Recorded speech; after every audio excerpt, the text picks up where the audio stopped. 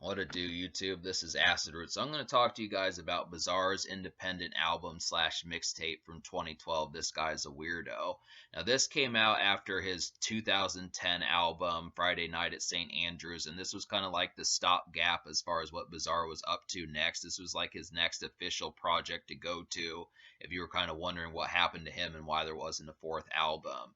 And he still has his affiliation with King Gordy, who he started to affiliate with on like Blue Cheese and Coney Island, and maybe he was on Handicap Circus also. But this is kind of the concept where Bizarre is back on his mixtape grind, and this was an independent album, so you can actually find this digitally, and you can also find it on like CD and stuff if you look hard enough. But really, this is kind of Bizarre's kind of relacing back with the underground and kind of getting back to less official kind of Tech Nine and Eminem CD type status. I think this is probably like the last album that you could probably find in stores by Bizarre, apart from maybe Rufus if you looked hard enough. I don't know if that actually ever came out on CD. I used to look for it, but I couldn't find it back in the day. But yeah, this has some good stuff on there. I would definitely kind of say like it's not a classic mixtape or project, but it does have some good boilers on here. Bizarre has a lot of good smoking songs and some horrorcore on there also that he kind of plays to like some strengths that he gained across this, and he has some good songs with King Gordy also. But the concept about it is there are some kind of weak mixtape songs on here that probably just kind of showcase the fact that I don't want to say Bizarre was losing his touch as like an album artist, but it just felt like there were more blunders than probably typically of what is a Bizarre. I remember giving Blue Cheese and Coney Island and Friday Night at St. Andrews a high score, and then he redeemed himself with Rufus, which I gave a high score also. And then also like the Last American Rockstars projects were pretty damn solid. I would have to say that this is a good project, but it's not up to Bizarre's normal snuff. And that's kind of the situation. That's what's so troubling. It is a free project if you want to get it that way, or if you want to, but if you want to spend money on it, it is kind of a disappointment. Just because some of these, like some of the best songs are beats by other artists. Some of the best songs are beats by other artists, and there's really not a true club type hit and a really kind of ferocious kind of stepping out type song for a weekend or something. But so the single so the single is Justin Bieber. This is the most popular song on this album is Justin Bieber. It's the only song that got 1 million plays on Spotify from This Guy's a Weirdo, and it's basically just a fantasy by King Gordy and Bizarre about wanting to rape, eat, and kill Justin Bieber. And really, the thing about it is Justin Bieber. I mean, at the time when they probably made this in late 2011, early 2012, Justin Bieber only really had 2.5 albums out. One of which was My World 2.0 with candy cane pop songs like Baby and stuff like that. And then later on in 2011, he put out a Christmas album. So he was complete bubblegum type pop and that type stuff. And he had like these real kind of schoolboyish looks back in 2011. He was really kind of a schoolboy prep kind of dude.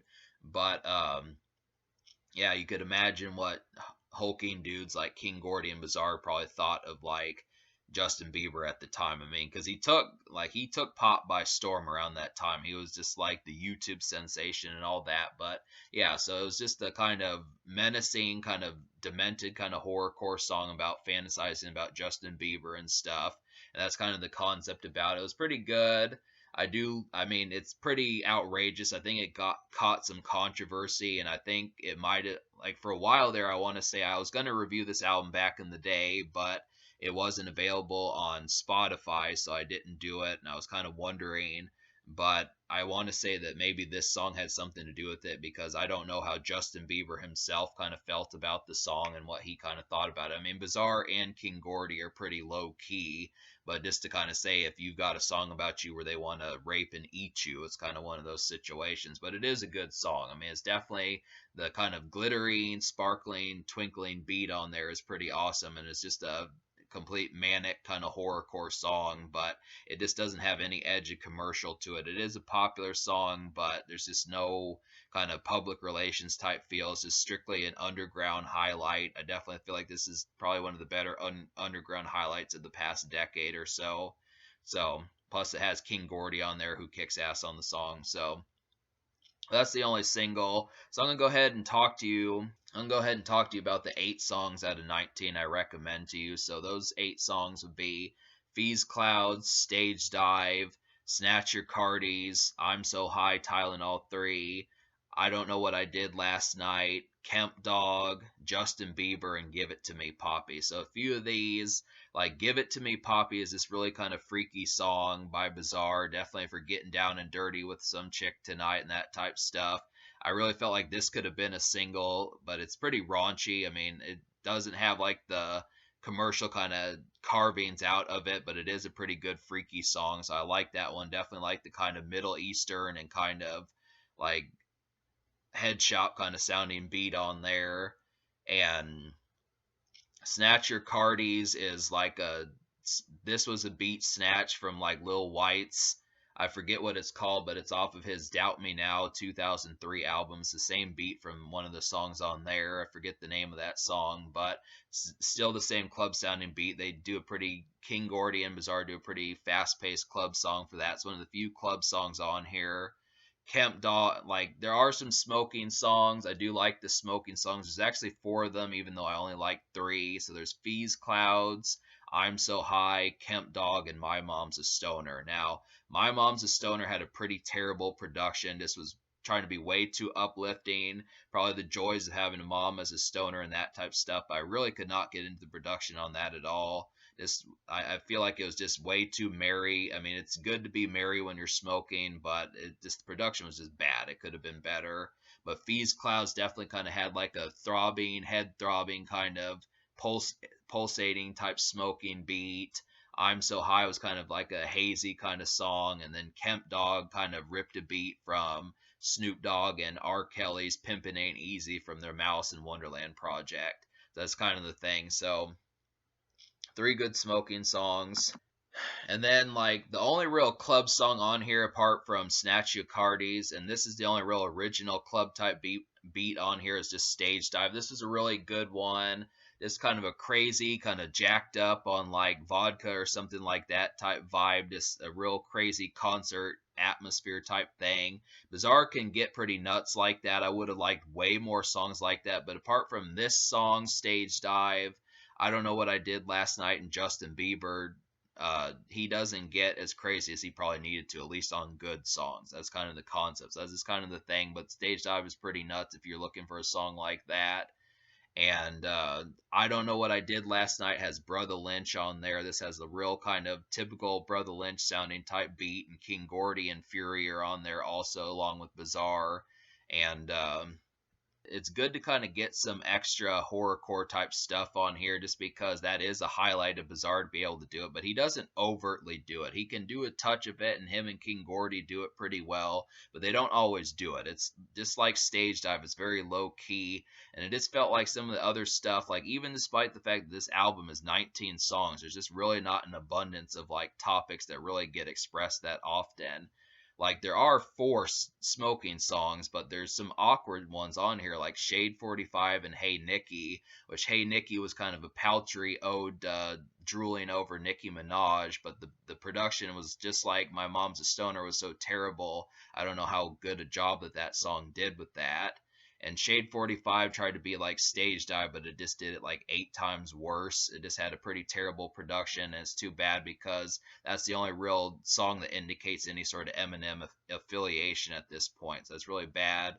And like Young Mace intro, I mean, I would have liked the song, but I just felt like the production just was just a hair or two beneath the quality of what I would have liked from it. I really felt like it probably could have been somewhat better and just a little bit better in the intro. It just felt like the budget behind some of the production on some of these songs was just not quite as large as it needed to be, because I don't know if Bizarre lost some of his income from what he was doing, but the concept is these beats, like there are some good ones, but there are also some ones that are just like they don't even feel like they should have the quality of being on a free project. And that's kind of the concept. Like I definitely feel like My Mom's a Stoner, Hey Nikki, Shade 45, and like some of these kind of more wholesome kind of projects like Runaway and Best I Ever Had, they're just kind of I don't know. There's just a lot of stuff on here that kind of try to size up. I do feel like maybe if this project had been shorter, it probably would have fared better, but that's just kind of the concept about it.